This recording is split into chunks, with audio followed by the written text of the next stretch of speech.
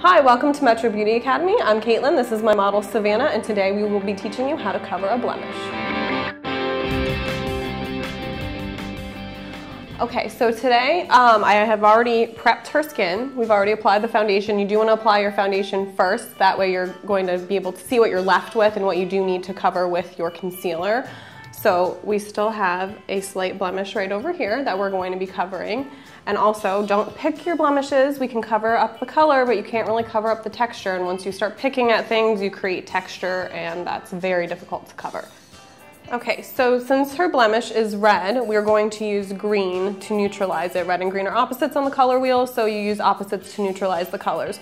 The way these are arranged are lightest to darkest, so we are going to go with the darkest one that we have because she does have a nice tan. So we're just going to scrape a little bit out, and remember that your concealers are going to be a thicker consistency than your foundation. You need a lot less of that than you do of your foundation.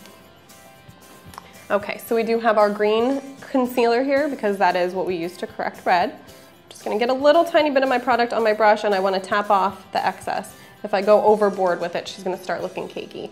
So now we're just going to stipple our product on there, right onto the center of the blemish.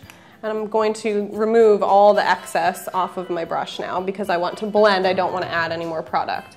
So now I'm just going to feather very lightly. I'm not applying very much pressure here at all. I'm very lightly feathering out these edges to blend it right into her foundation. And I'm also stippling it on to cover any texture.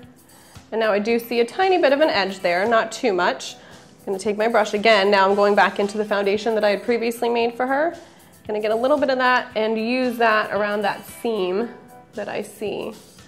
And that will just smooth it all together. Very simple, and I'm doing this without going onto the center of the blemish. I don't want to move any of that product that I already placed. Final step is just going to be to take some translucent powder, tap off our excess, press it on there to set the blemish so it doesn't rub off throughout the day, and you're done. I'm Caitlin, this is Savannah. Thank you for joining us. Check us out on Facebook, Twitter, and YouTube, Metro Beauty Academy.